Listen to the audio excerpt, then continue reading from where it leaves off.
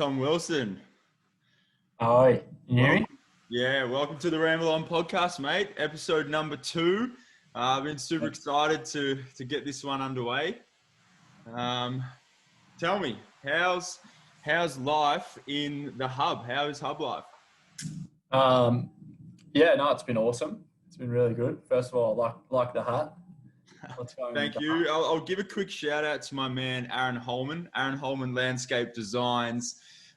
He's actually sponsored the show. We've got a 5-episode deal. So this is episode 1 of our little partnership together. If you need any landscape work done around the southeast suburbs, he is your man. Amazing. Love that. Lots of plants going on. Bit of landscape hat. It's all happening. That's it.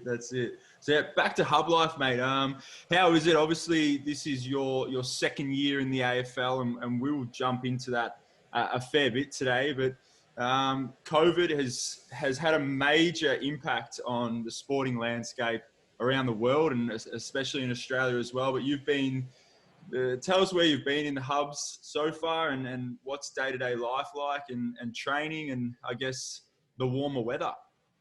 Yeah. I think probably the thing that stands out the most is probably just how lucky we are to be here, and the fact that we still have a season when obviously what's going on back home in Victoria and so many people have lost their jobs, and probably Australia-wide as well, not just in Victoria, but obviously most recently in Victoria, what's going on with a bit of an outbreak and how it's all gone down. So, just super lucky to be able to be here and still getting to do what we love and our jobs.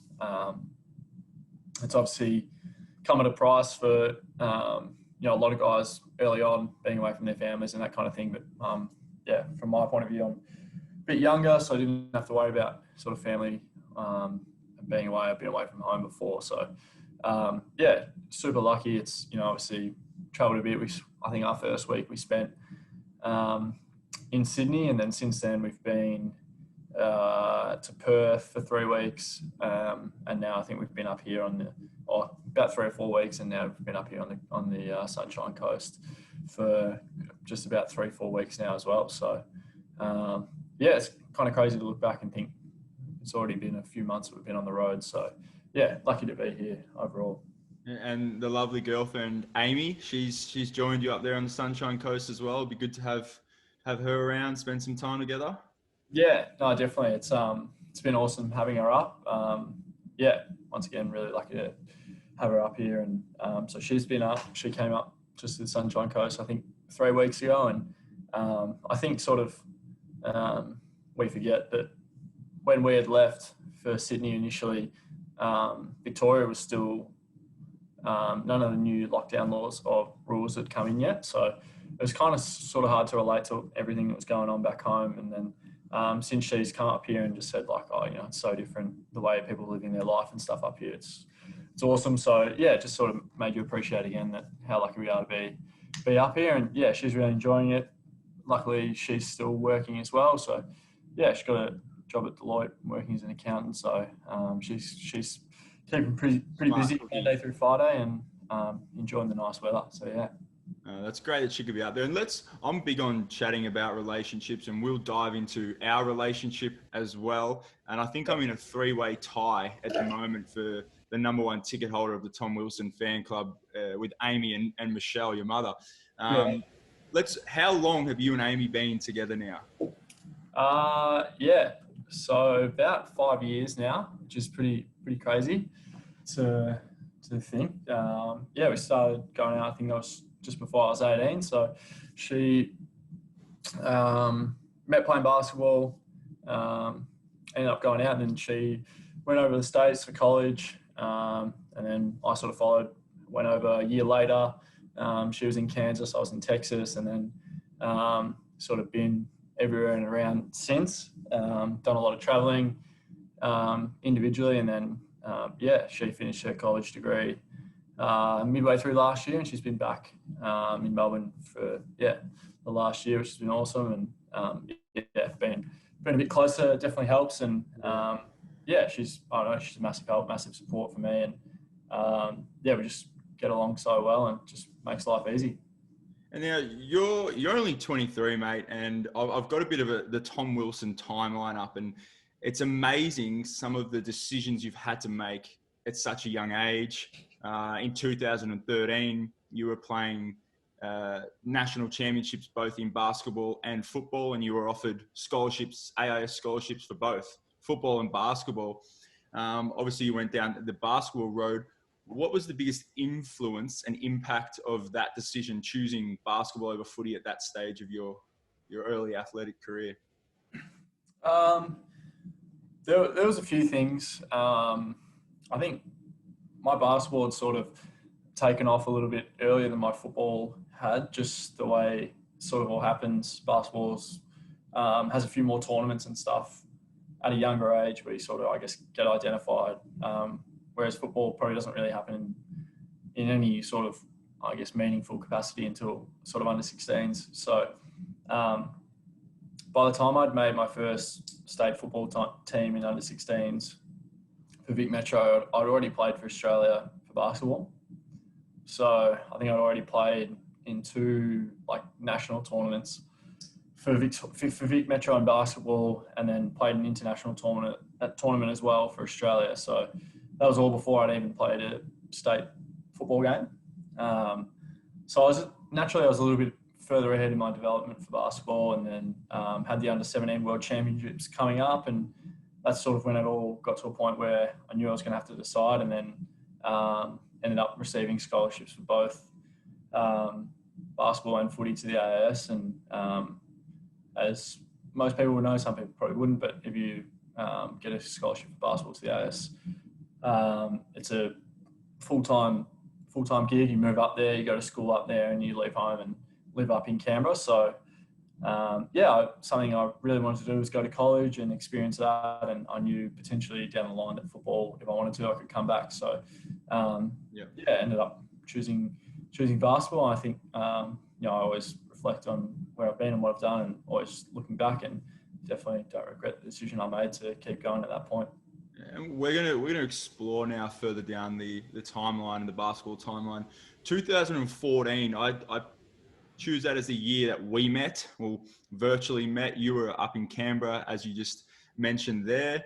2014 also, you played in the under-19 FIBA World Championships, where Australia, they got a silver medal against the USA. You had an injury in this tournament. Was this your first major injury? And what kind of thoughts went through your head when you're on the world stage competing for your country, you're about to go off to college, and your first major injury, your first major setback? Yeah, so previously the year before played the under-17 championships. World Championships was in Dubai, and we had a really successful tournament. So coming in the next year was pretty confident that we'd be able to, do something pretty similar. So the under-19s, I was a bottom age player, and it's quarter final against Turkey. So if we won that game, we were going into the top 4. Just bit of a freak accident. Guy was driving in, going up for a layup, and just sort of knee clash in the air, and ended up just cracking tib fib bone in my leg. Was a funny feeling at the time. Didn't really know what happened. I knew there was something sort of, so I came off. Physio sort of strapped it up. Tried to go back out there. Went out there for 20 or 30 seconds. I realised pretty quickly I couldn't even run. I don't know. It was all a bit of a blur, really. Happened before half time. Happened in the first quarter, so happened pretty quickly. And then, I guess I probably remember sitting in the locker room thinking, like, oh, is this the last time I'll ever play for Australia? I never know. Like, will I ever get back to playing here? There's no more junior tournaments. Like, it'll only be the senior team after that. So, there's probably a little bit of doubt that went through my mind, but I don't know. I think just like I was probably just still so young that you just sort of live in the moment. You're not really thinking too far ahead. And thankfully, I knew it wasn't going to be anything that was going to keep me out for, probably 6 months plus. I think I ended up missing about 3 months in the end, which is not too bad considering some of the things that people go through. So, sort of came back and to be honest, it probably happened at a good time. At that point, I probably had 2 years of basketball, just like flat out. Lots on the line, pretty much every game, and probably it was just a good time for me to decompress and just sit back. And I physically couldn't play basketball, so it just allowed me to sort of relax and not think about what was going on so much, and just sort of chill out really, because as I said, it's been a massive 2 years. So it almost disappointing it happened in the tournament, but off the back of it, gave me a lot of time to just sort of recharge my batteries and get ready for the next chapter. Absolutely. And we're going to dive into that next chapter now, your commitment to SMU, where my previous guest, Jamie Sackville, a good friend of ours, he also ended up at SMU.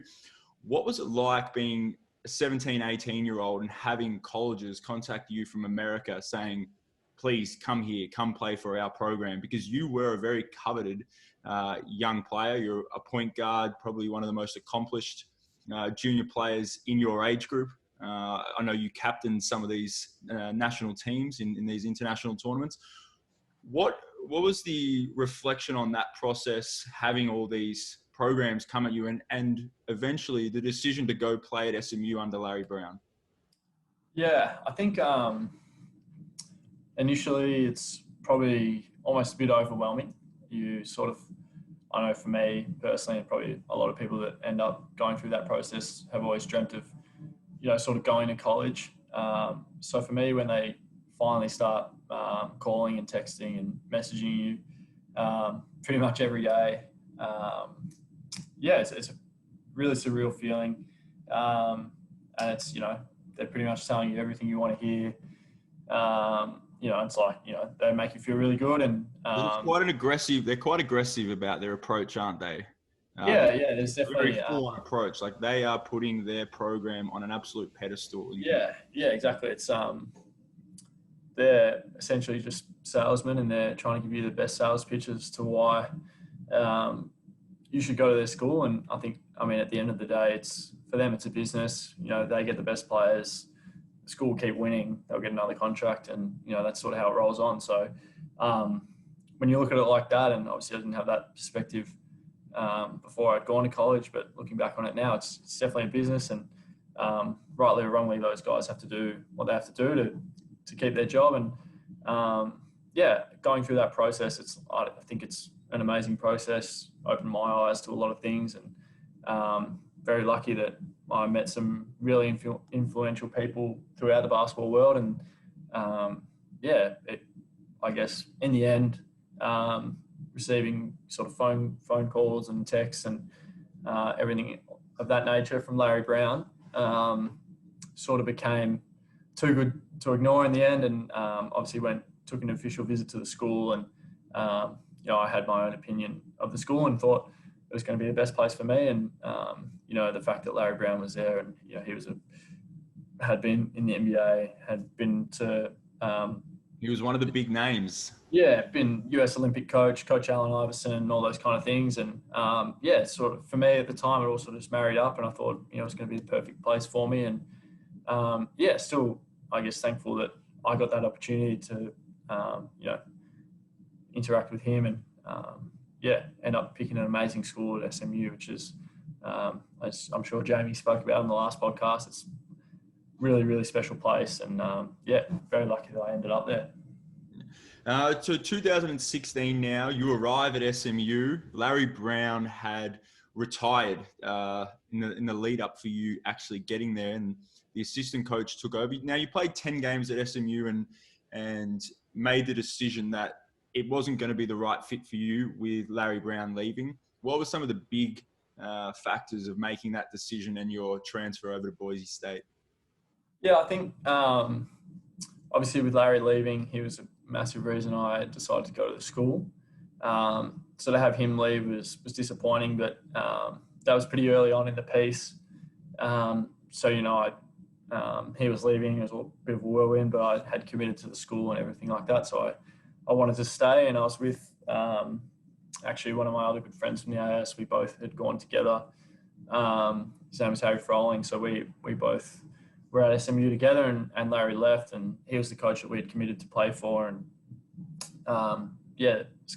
contract disputes and that sort of thing with the school, and he just ended up deciding that it was his time to leave. So he did that in the end, and so I sort of played out the rest of the pre-season, and everything was going pretty well. I was definitely enjoying my time there. Dallas is an amazing city, and I think Texas is, as far as like the culture goes, it's an amazing culture to experience, and somewhat similar to Australia, where I think people are really sort of easygoing over there and very friendly. And they do have a strong sense of culture, which we definitely do in Australia. So that really helped. Definitely don't think I really dealt with any homesickness because I really enjoyed where I was. But pretty quickly realised that I wasn't going to get the opportunity that I was after when I was there with the changing of coaches. And basically ended up deciding that I knew I was best for me to leave. And with all the transfer policies and that kind of thing, it was best to do it right away, basically to get your clock started. Once you transfer, you have to sit out a full calendar year. So,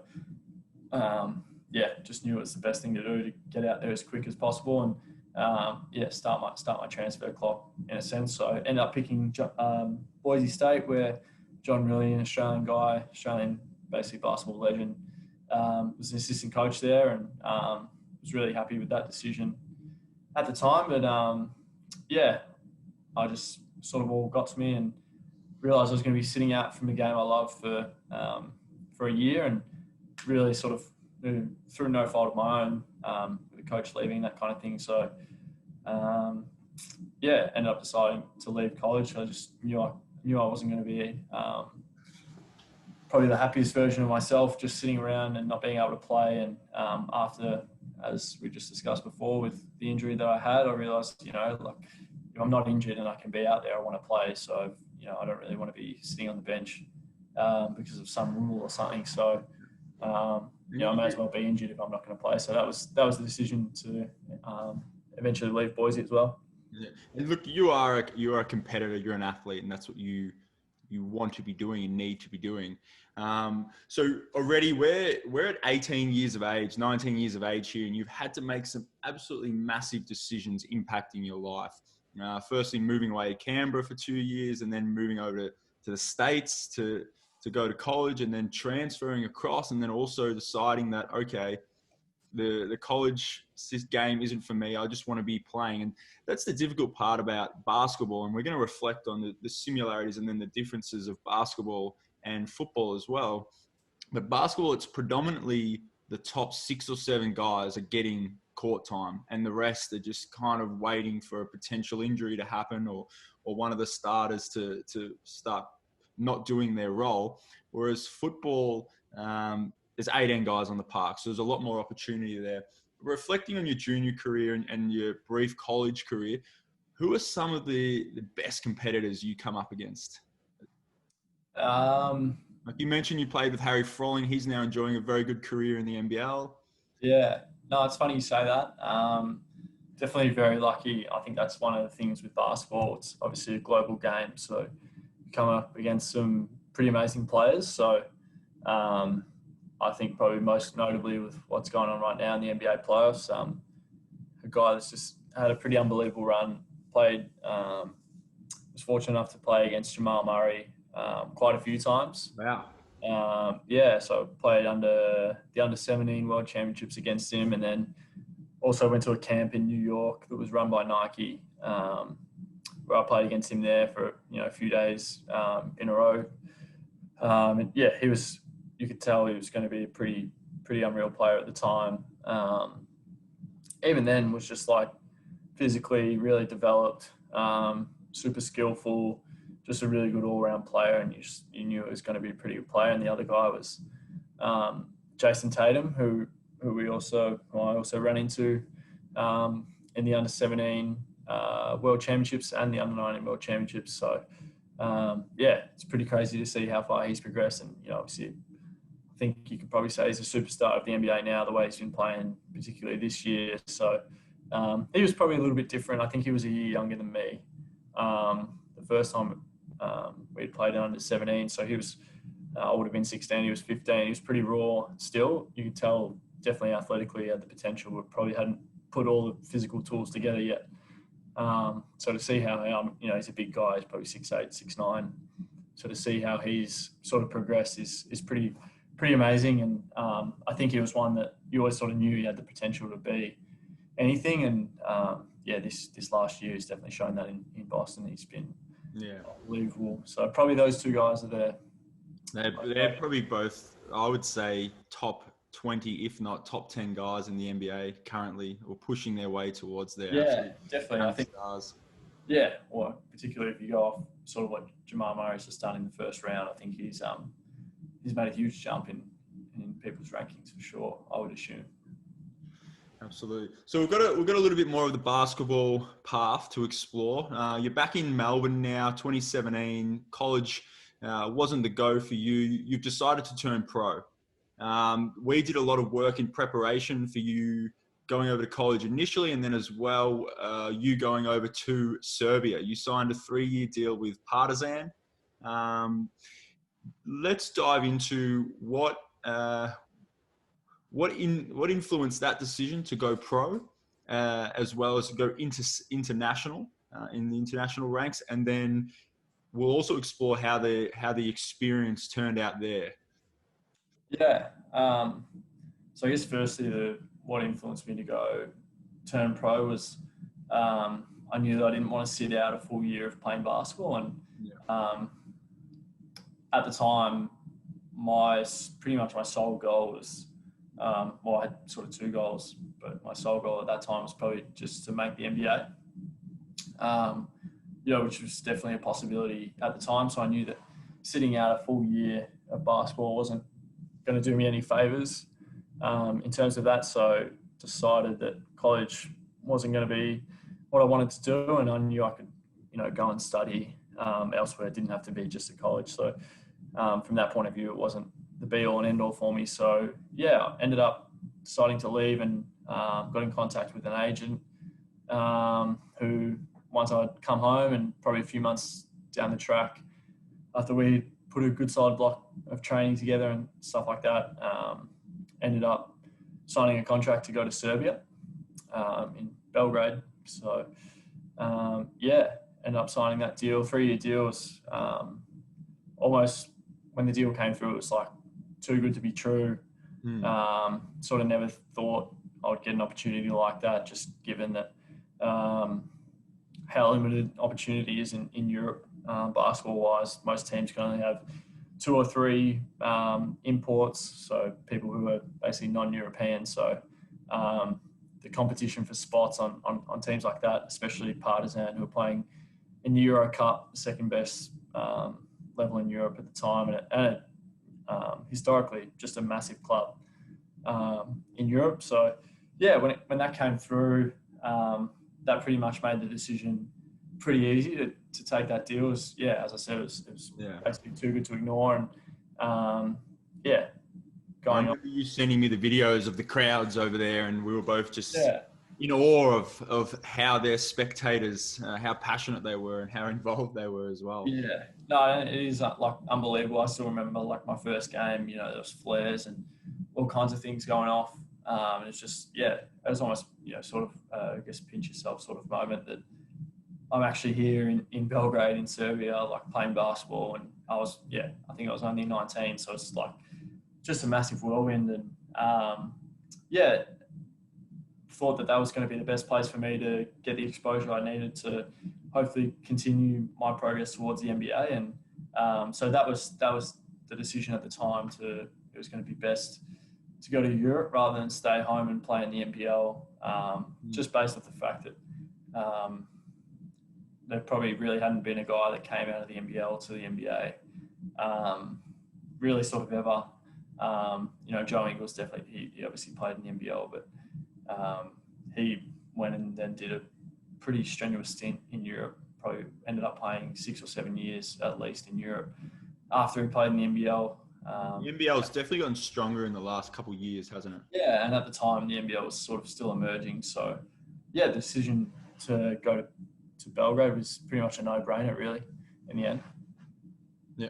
And I do want to touch on the I guess how the experience turns sour over there. Like you're in a foreign country. Would you say Serbia is a little bit back in the times as well in Belgrade with their professional sports, with how things are? Like there's a big language barrier. You told me there, especially with the head coach, and then obviously the fallout where the coach ended up turning around and saying, "Well, I haven't got a spot for you here," but you'd signed a contract. Yeah, I think it was obviously a massive learning experience, and given that I was only 19, I moved over there by myself, and I was living obviously by myself was definitely a big step, and one that looking back on, like just at the time, I just didn't realize how big all of that was going to be. So yeah, I think obviously just by nature as a country, they literally were torn apart by war, pretty much only 40 years ago, civil war going on, obviously between all the Yugoslav sort of nations, Serbia, Croatia, Bosnia, and sort of list goes on. And so I think once you get there and sort of meet the people, you gain an understanding of why they are the way they are. Obviously, a lot of them grew up, basically children of war. So they grew up very, very harsh. Probably didn't have much coming up. Food was probably a struggle for a lot of the, this is probably the majority of the population of the country. So you gain an understanding from that. And then obviously a lot of people have probably been to Croatia and things like that. Obviously have a beautiful coastline and stuff like that, but Serbia is inland and doesn't really have any tourist attractions or anything. So as far as speaking English, very minimal. I was lucky that most of my teammates spoke quite a lot of English, so definitely could have a chat to them. But if I was walking down the street to get a coffee or go and get dinner or whatever, it was pretty much just my order and that was it. You're never having, a conversation with anyone or getting past sort of hello. That was about it. So it was I guess it was pretty lonely at times. But as I said, like at the time, I was sort of just, I guess, really naive and was just kept chugging along, and was lucky my brother came and visited twice. Shout out to Jack Wilson. I know he's going to watch this one. Yeah, shout out to my brother Jack. So that was amazing for him to come and see, and I think it was really good for me to have someone to come and see, I guess, the life I'd been living and how basically Belgrade has been. And I think looking back, I have really gained an appreciation for the city and for the place that it was. And obviously coming from Melbourne, where we're so, I guess, lucky to have an amazing city where we can go and do so many amazing and different things, and then obviously going to live somewhere like that, it is definitely a big shock. So for my brother to come and see it and experience it with me, it definitely helped a lot. And as you said earlier about, obviously, unfortunately, didn't sort of work out in the end.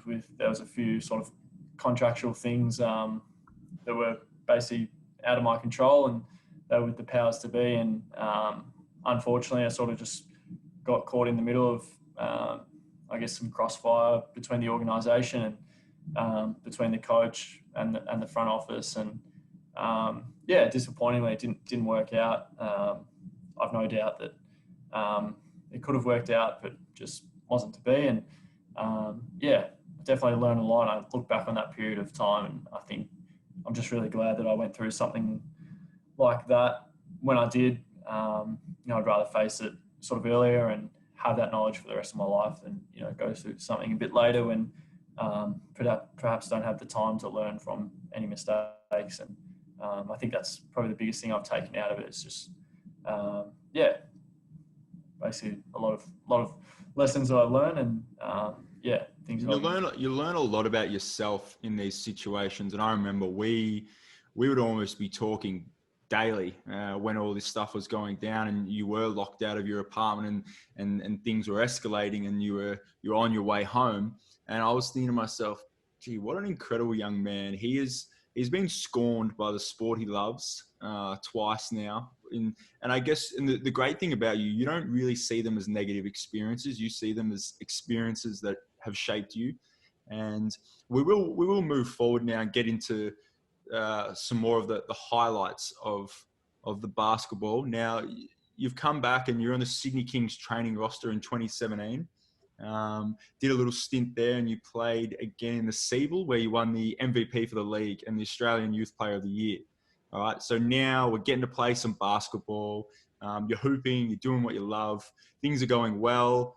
April 2018, Sydney Kings sign you to their team. Obviously a big moment. Now professional again in Australia. So you were in Melbourne for a little while, and then suddenly you're off to Sydney to live. What was it like playing in the NBL? And obviously you played with some big names, some local legends, and probably the biggest name of Australian basketball of them all, Andrew Bogut. Yeah, no, it was but probably individually for me, like the way the season ended up happening and working out, wasn't a fantastic year for me individually, but I look back and it was definitely one of the most enjoyable years for me. Basically just off the court, and even being a part of a team that ended up having some really good success.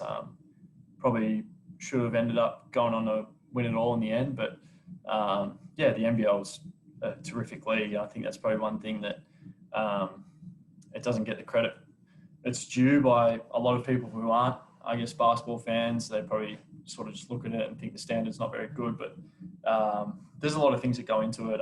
Like, you know, the NBA, people would compare it to the NBA, and at the end of the day, the NBA is all the rules and regulations and everything that goes on. It's all geared around entertainment. You know, so the rules are really heavily structured to help the offensive player in the NBA. So, you know, so there's more dunks and there's more 3-pointers, and all that kind of thing. Whereas, you know, the NBL's, if you're a real basketball sort of savant, it's a much more pure form of basketball, which can come across really scrappy and all that kind of thing. But I think people really do underestimate just how good of a league it actually is. So yeah, it was awesome coming back to playing that, and living in Sydney was a great experience, and lived with another really good close friend, Dane Pinot, who you know quite well. Yep. Hi, Dane. I'm hoping you watch this one too. Yeah, it'd be great if Dane could have a listen. But yeah, he's a really funny character, and I think we just sort of ended up bouncing off each other really well, and yeah, had our own little apartment, and just sort of yeah, enjoyed everyday life together. Made plenty of trips to the beach, and I think yeah, both sort of don't take anything too seriously, and or definitely Dane's very laid back. So in terms of that, we sort of just ended up getting along really well, and yeah, it was a great year. So at the start of the year, there was big hopes that you would potentially take the starting point guard role, and you unfortunately had an incident with a much bigger member of your team, which you came off second best. We know not to get in the way of the big guys at training, and that was unfortunate. And Kyle Adnam, another good friend of yours, he ended up taking most of the minutes as point guard, which, funnily enough, you and Kyle almost look like brothers. Yeah, look very similar. So you do. Yeah. Anyway, so during this whole time, we kind of knew what was eventuating. We had a lot of discussions around clubs chasing you to play AFL. We knew that Geelong were interested, West Coast were interested, and Collingwood were interested. These are all very publicly made. We even made a visit out to Geelong together. We toured the facilities, a day I'll always remember. Absolutely amazing experience for you, but as well for me to see you at your craft and how the intricacies of professional sport and I guess the recruiting process goes. What were some of the things that were going through your head at this stage where you're playing in the NBL and you had another year, an option year that the team could pick up in Sydney Kings, which they ended up did, and then you had AFL clubs chasing you as well, a game that you hadn't played for 5 years, and there was this big I guess, balance that you had to define? Which way of the pendulum were you going to go? What were some of the factors for making that decision to transfer codes? Yeah, I think the opportunity to play AFL football was always something that I really had wanted to do. And fortunately, through what I was able to do as a junior with my football and also obviously my basketball, held me in good stead. And pretty much from the time I was 18, was offered a spot at a number of clubs if I wanted to come back and have a crack. So yeah, I sort of all along remained to those clubs that said, really appreciate your interest and yeah, you guys reaching out, but it's not what I want to do right now, and I want to put all my efforts into basketball. And I think for me, I think a lot of people probably thought it was a distraction, but for me, I was quite easily able to put it to rest and just sort of say that no, I don't want to come and play football right now, and basketball is what I want to do. I put all my time and effort into basketball, and that's one thing that I was really conscious of, to make sure I gave it my all. And if I was going to leave, I wanted to make sure that I was leaving knowing that I had given it my all and done everything that I could possibly do. And sort of after my basketball journey that last year in Sydney, I just sort of had come to the realisation that I was happy with the work that I put in, and unfortunately hadn't been able to get to where I wanted to get to as quickly as I had wanted. And then it sort of became about, I guess, the timing. And I knew that... I do want to jump in quickly here, because people may start thinking, all right, is the basketball chapter of Tom Wilson's life over? And it wasn't quite over. Like, you were definitely having these thoughts. It wasn't quite over. First off, I want to show you a bit of memorabilia that I'll always keep. The Tom Wilson Sydney Kings jersey from the game I came up and saw against the Cairns Taipans. And you were lights out from 3 that day when you got on the court. But you knew that you were going to transition towards the AFL. That was definitely on the cards. Yeah. However, 2019, March, childhood dream comes true. Tell us what happened. Yeah, I got picked out of the Boomers. Or not out of the Boomers. I picked to play for the Boomers, the Australian men's national team, which came as quite a shock to me because I wasn't really having the year I wanted to on the court.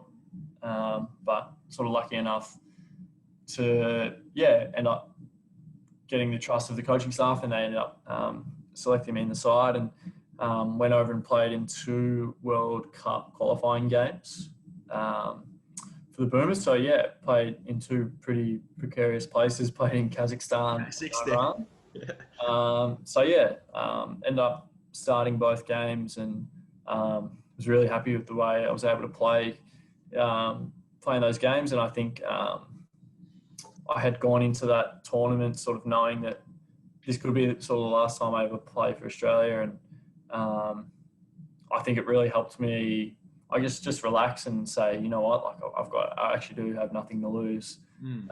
Just going to enjoy it for what it is and soak it up. And was it a sense of relief that you had achieved this goal that had been deep inside of you, burning inside of you from such a young age, probably from when you were before the years of 10? Or was it more of a sense of accomplishment that, all right, I've got here and now I know that I'm moving into the next chapter of my sporting career? I probably wouldn't say it was those 2 more, as I would say. It was probably just, it was just really enjoyable. Like, it was just probably, that's funny, it was probably sort of ended up being sort of my last 2 weeks. Ended up coming back for the final series with the Sydney Kings, but ended up sort of being my last 2 weeks in basketball. And it just was, I just remember it was just so enjoyable. And being in that environment, Andre Lamanis was the head coach, who I'd spent quite a lot of time with at the AAS and had a really good relationship with. And I just had so much fun, like playing with those guys and playing in that system. And yeah, I think it was just 2 weeks that, like, when I look back and I think about it right now, I just had a lot of fun playing with some really good friends. And I think just the way I was able to go out and play, yeah, it gave me some really good validation that I was happy to not end the way I did, but I was happy that I gave it my everything. And I think as an athlete at the end of the day, you know, a lot of the time you can't control your circumstance, and a lot of the time you can. So that's obviously a bit of a juggling act, but all you can really do is just sort of worry about what's going on in your backyard. And definitely towards the latter stages of my basketball career, that's sort of the philosophy I tried to adapt. And I just said, you know, I'm just going to worry about keeping myself right, and if the time comes, I know I'll be ready. And yeah, there was definitely a lot of validation from that. And yeah, just had a great tournament, and capped it off with a really good game individually. So yeah, Live from deep against Iran, 16 points. It's impressive yeah. on the international stage. Yeah, so yeah, that's something I'll definitely always be proud of, and yeah, definitely one that's for the memory bank for sure. And I love to hear that, and that's why we play sport, isn't it? At the end of the day, like, yes, it is a job, but you've got to enjoy your job. And I'm very lucky that I'm in the position where I absolutely love my job, and it's great to hear that this is your experience from finishing up the basketball career as well. Let's transition into the AFL career. May 2019, you sign a 3-year deal at Collingwood. Yeah. What were some of the big influences in choosing Collingwood as your destination club? Yeah, so I've been in contact with Collingwood for probably 3 to 4, probably 2 or 3 years. Just sort of, I don't know, they would send me a message probably every couple of months, just ask how I'm going, and just sort of checking in and that kind of thing. And then as it sort of got closer, and in my mind, I had sort of started to figure out that was the direction I wanted to go in. They were always one of the clubs that I sort of had contacted first, and at the end of the day, it sort of came down to 2 clubs, and it was Collingwood and Geelong. And I think, you know, sitting here looking at it now, it's like almost a bit unbelievable that I did have the choice to pick out of those 2 clubs.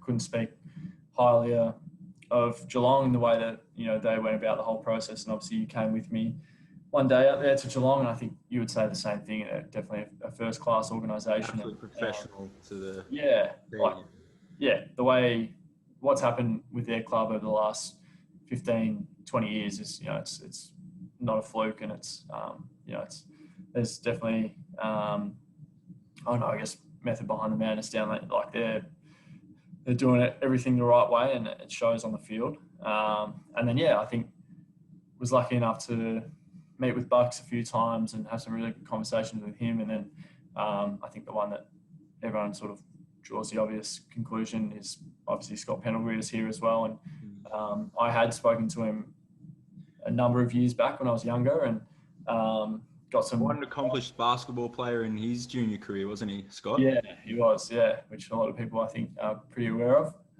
these days. But yeah, he was a phenomenal basketball player, or he'll tell everyone that at least. So that's good. But so was lucky enough to have the choice, and at the end of the day, I just thought that Collingwood was going to be an amazing opportunity for me to start my career.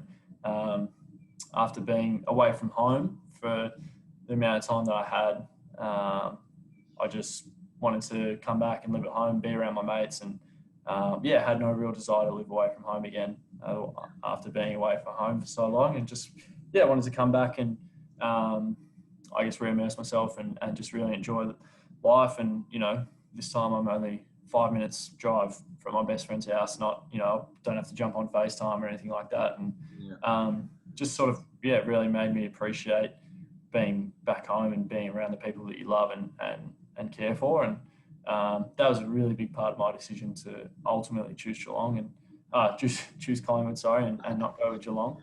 I think just being so lucky to be at home, and then I sort of decided that if I am to make it as a football player, it'll 90% of it will be up to me, and the rest of it, the club will provide the opportunity for me to do that. And I'm really happy that I've picked Collingwood, and there's still some work to do, and but yeah, definitely no regrets in picking Collingwood, and it's been a great journey so far, and really happy to be here.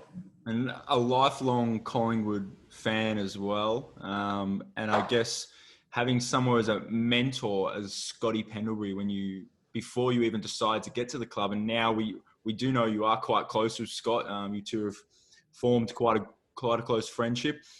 Now, Scott would be one of the absolute greats of the game. Like, his career has been phenomenal. What was some wisdom he imparted on you in transitioning from basketball to AFL? I think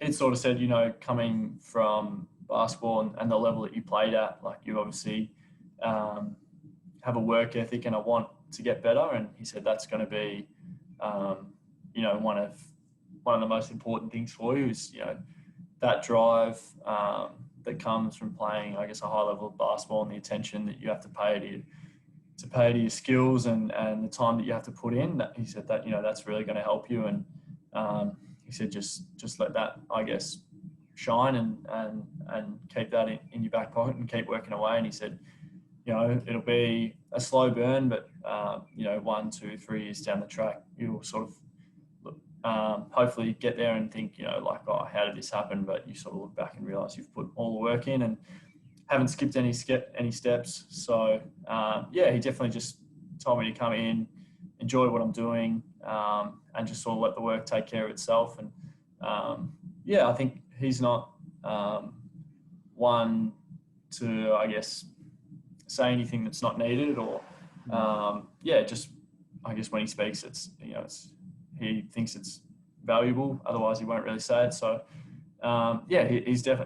he keeps it really simple, and I think probably that's no secret to why he's been so great. Is he knows what he needs to do, and he'll just get it done. Like, there's sort of no magic wand or anything like that. He's just really diligent with what he does, and does it day in and day out, and that's who he is. He's definitely a great person to look up to, and a fantastic leader within the AFL community at the moment. What advice would you give to any young athlete who is possibly weighing up the decision of the pathway to go down for their elite sports, for specialisation, if it's footy and basketball, if it's footy and cricket? What advice would you impart on a young kid in that situation? Yeah, I think at the end of the day, and it's what you spoke about earlier, just with your job, I think at the end of the day, it's about doing what you enjoy the most. For me, that was a tough decision because I really genuinely did love both sports. So for me, that was a really tough decision. But to any kid out there who would be juggling that sort of decision, I'd urge them to think about what they enjoy most, and what they get the most enjoyment out of. Whether that be, whichever sport it may be, think about what they get the most enjoyment from, and then probably start to think about what they want to get out of it and where they want to go and all those sorts of things. But I think at the end of the day, if you pick something that you really enjoy and you're going to be able to, I guess, do all the sacrificial things and sacrifice some of your social life and all those sorts of things to put in the hard work, because you enjoy the game so much, then you'll know you've made the right decision. I think it's probably human nature that it's hard to work for something that you don't really enjoy. So follow your passion. Follow your passion would be my tip for them. So, mate, I'm amazed at how many huge life impacting decisions you had to make before the age of 22. It's incredible. You're someone I definitely look up to, and I really value our friendship, and I cannot wait for the day that I see you run out on the MCG. Hopefully that happens next year and COVID finally decides to move away, and Collingwood vying for finals opportunity at the moment. It's probably a very competitive environment to get a game at, and you don't really have a second level of competition currently. What's some of the similarities or comparisons you can make around the culture of basketball, which I guess we would see it from the outside, not having experienced it at the elite level? You see it as more of a individual sport. Like there's an alpha at each club, whereas football, it's more of a team environment. Yeah, definitely. I think that's obviously just sort of natural with most basketball teams. You probably have 10 to 12 guys on a team, or 10 to 12 players. Whereas footy, you obviously have 22 to play, but depending what level it is, obviously at the top level in the AFL, you have about 45 guys on your list. So naturally, it probably is a little bit more about the individual in basketball, just due to the numbers. But I think the biggest thing that I had noticed first coming across is just sort of the relationships that you have with guys. I think basketball, you spend so much time with your teammates, traveling and on the road and in hotels, on planes and all that kind of thing. So naturally, because there's less guys, you do get to know each other so much more. Whereas, and it's kind of ironic now that we've been on the road this whole year with footy, but whereas with footy, you sort of spend time at the club, and that's the only time you sort of really hang out with everyone. There's very few occasions where the whole team will be together outside of the club. So you probably have maybe 3 or 4 or 5 to 10 guys who you are genuinely really good friends with away from the club, and that you catch up with and hang out with. Whereas basketball, you just know so many guys personally on a personal level away from the sport.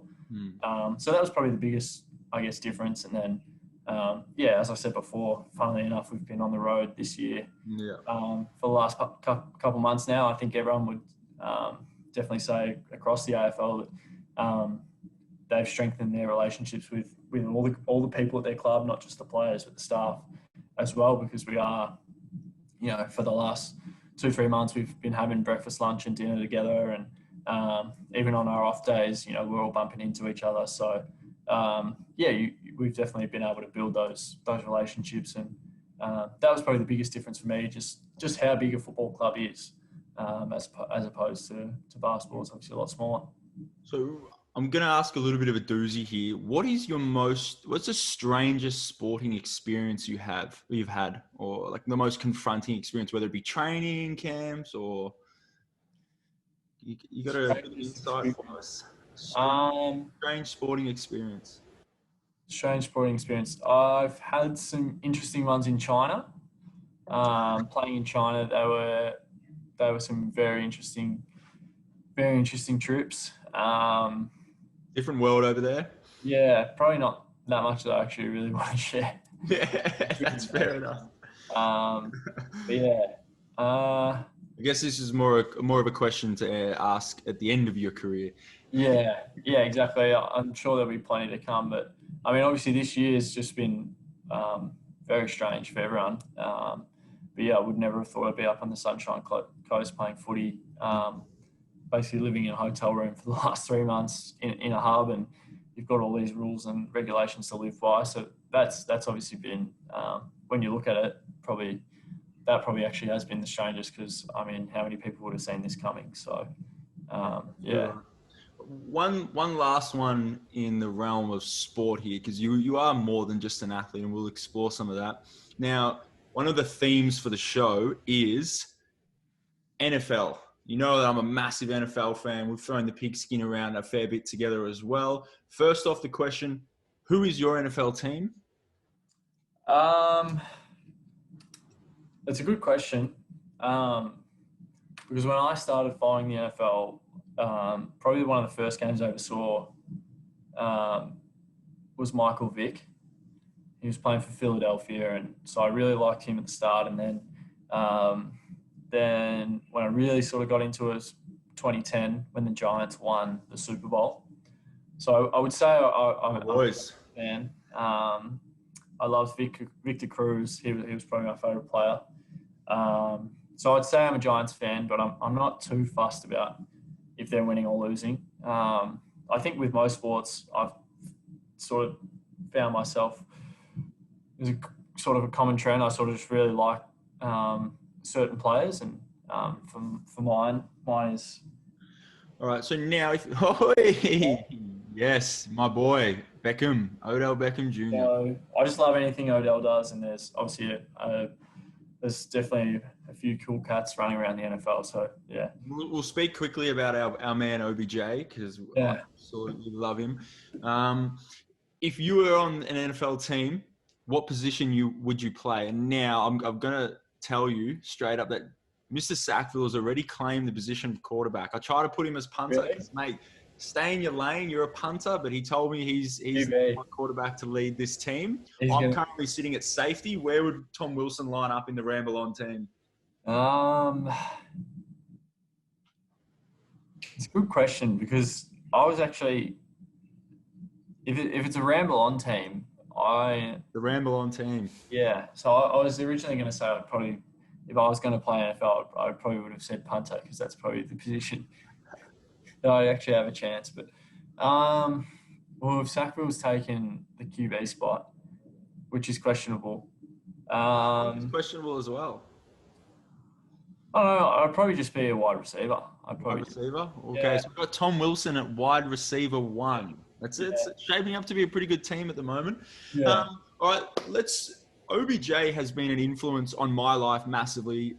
Love him. Some of the stuff he does, yes, he's questionable, but also the hype around American sports is something that we're both drawn to. Now, we're going to collaborate on a little project in this upcoming off season, if it all goes to plan. Can you introduce the pro sessions to us and what the concept and how you developed it is? Yeah, I can. So just sort of happened through COVID, really. Obviously, a lot of people sitting at home. Just I don't know, a lot of time thinking and thinking about things to do, and obviously sports culture just in general, and I guess the identity of the athlete overseas in America is huge, and the sort of the star power that those guys have. And I think what everyone loves from the megastars in America is they probably feel like they know them, or at least know what they're doing and what they're up to, and that's basically based off their Instagram account. Like, you could probably say that you think you know what OBJ is going to be wearing or whatever. At the end of the day, you feel like you know them on some sort of personal level. You have an attachment with them, and obviously what the content those guys are able to produce on their own media outlets, and sort of let everyone know what they're up to and how they're training. And I think one thing that I guess I come back to is, without giving sort of too much away of sort of what we want to do, is that Keep it a secret. Everyone knows, I guess, what Odell Beckham looks like, or what LeBron James looks like out on the basketball court. They've seen him do that, 100,000 times before. They've seen him play in the NFL, in the NBA. Everyone's seen that before, but what people haven't really seen is the training and, how they got to where they are, and basically, what they're doing behind the scenes to make them the people that they are. I think that's the vision that everyone really wants to see at the end of the day, and that's because we don't get to see it. That's sort of where that vision came from for me. And then obviously having yourself as running your own gym, the Sixth Principle, and that's obviously something that I was really intrigued in, was the whole idea of sports culture and the blend of music and fashion and obviously elite level athletes, and giving guys an identity away from, I guess in this instance, it'll be the AFL, because, when you see guys rock up to the game, they're in their club polo, or whenever you see AFL players, they're always in, I guess, some sort of club attire on the news. So you never really see them in their, I guess, just them hanging out kind of state. So you always see them and think they're up on this pedestal kind of thing. So this will, I guess, hopefully give people that sort of human attachment to them and think like, oh, like, you know, it's sort of basically a regular guy like me, and this is what he's doing. So yeah, I mean, been thinking about it a little bit the last few weeks even, and Going to be an exciting project. We've yeah. already managed to lock in some big names. To drop a teaser of a couple of big names. The King Boys, they're going to be joining us. Tim Taranto as well. Yeah. Some Collingwood teammates, perhaps. Yeah, potentially some Collingwood teammates. So I don't want to have too many to make it uncomfortable for the other guys. Yeah. But yeah, hopefully a few Collingwood boys will come down, and yeah, I think it's more than anything, it'll be something that I think that we have the vision for, and obviously Luke, who is going to be our mastermind behind it all. He's obviously going to be producing and making all the content. He's really excited for it. I think, yeah, it'll be a long-term thing for us. I think it's something that we're going to, this is just the start of it, and yeah, we'll see where we take it, but we're definitely very excited. Absolutely. So everyone stay tuned for that. The Pro Sessions brought to you by Tom Wilson with a collaboration with the Sixth Principle. I can't wait. All right, mate, here it is. We're wrapping up. You knew this was coming, the curveball of the show. Yeah. Fave 60s band. Yeah. I know, outside your era, but Fave 60s band. Hit us. I'd just go with something generic because I don't actually really know, obviously, anyone in the 60s, but yeah, it's not really... yeah, my genre, but just nice and simple. The Rolling Stones. The Rolling Stones? Love it. If I was to ask you, could you give us a little 10-second song excerpt from something? What Rolling Stones banger are you going to give us? I actually couldn't sing you a song. I don't know any of them. Like if someone was to play me one, I would maybe potentially know a song, but off the top of my head. Black? What was that? Painted Black? Painted Black. But I don't know. I couldn't tell you like how the rhythm of the song sort of goes or anything like that. Hey, you young fellas, I tell you what, this okay. So the boys are getting ready for footy. Let's say way before the game. Is everyone listening to their own music now, or? Yeah. So like on the way to the game, and you'll be listening to your own music. Yeah. And once you get to the game, there'll be a speaker and there's like a playlist. Everyone's put in a couple songs or whatever. No one's got any 60s classics in there. There's a few, yeah. Maybe not 60s, but like there's some sort of retro style songs. No 60s though. No 60s. That's right. I mean, what song have you inputted into the list? What's number one on the Tom Wilson playlist at the moment? On my playlist at the moment, I'm a big fan of a song called Yeah Sirski. Yeah, I haven't heard of that one, so maybe I need to get with the times of the what's currently going on. Well, mate, it's been an unreal discussion so far, and I could ask you questions for days, and the best thing is I pretty much know all the answers to the questions you gave me, but being able to build on top of them, and I've learned so much more about you in this short time, and I know the listeners are really going to love this one. Now I'm going to handball the hosting over to you, and you get to ask me a question. Yeah. All right. I think would be actually a really interesting question for people because I don't think a lot of people would know. Obviously your profession, your job, as a strength coach and is basically driven by you. You're your own boss, and so you, at the end of the day, if you're succeeding or not, it's on you. So I guess how my question would be going out on your own, obviously previously being a part of a brand and then deciding to start your own gym and your own brand and dealing with the ups and downs of that. And then I guess for me to see the way you've grown in the last year and even in just the last 6 months, your accountability for everything and I guess your realization of I think you're just ready to go all in now, where you probably had always just held back that little bit. What's been the deciding factor for you to say, all right, now I want to go all in. This is what I love doing, and like I think giving it your all has also brought your love back. But yeah, what's been the decision for you to say I'm all in, and what's brought the love back? It's a really good question, mate. I guess in everyone's life, there's a penny drop moment. You might have multiple penny drop moments in your life as well. And for me, getting into your later 20s, you start to, and I've been asking this question a lot. You start to think, is strength and conditioning a lifelong career? And you think, oh, this is my passion. Yes, I love this job, but how can I make it a lifelong career? And unfortunately, working for someone else, you just know that it's not going to happen. And you're in a different position as a strength and conditioning coach. It is on you to make your own money, really. Like, it's your ability to sell yourself. And I guess the penny drop moment for me was, okay, I've worked at a big athlete development facility. I've gone and worked as well at a more clinical based facility in the city. And I've got the two different sides of the coin. And I said, no, I want to train predominantly athletes. And I've always loved training junior athletes, seeing them, helping them get to where they want to be, being a part of the process. So I wanted to create my own culture. Like, I had enough practice. I'd done enough reps of coaching and being a part of a business that, all right, now it's time to bring my own culture and stamp my own mark on this industry.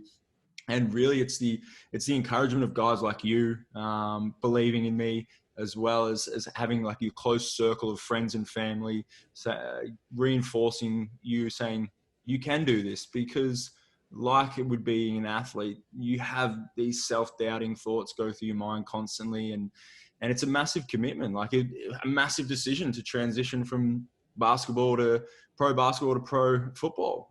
Massive decision for me to go, you know what, I will put my name on this lease. I will open my own facility. I will spend upwards of $100,000 on equipment, and I will try to create this a culture and a family for people to come to. And also, it's not the Jared Kay show, and it's never been that. It's the sixth principle. It's a family, it's an environment, it's a product, it's a lifestyle, it's a service. And I want people to come and be a part of that and put their own stamp on the sixth principle and what it is, and hopefully be a part of some unbelievable stories such as yours. Like, mate, the day you run out into that field in the Collingwood jersey will be one of those moments for me as a coach, just going, fuck yes, like, look at what this guy has done. This is amazing. I've seen him grow from, I've known you now since you were 16, and they're the joy moments. And I guess having a gym and having people like yourself come in, and other former athletes, former clients, and it's not just the athletes, it's anyone come in and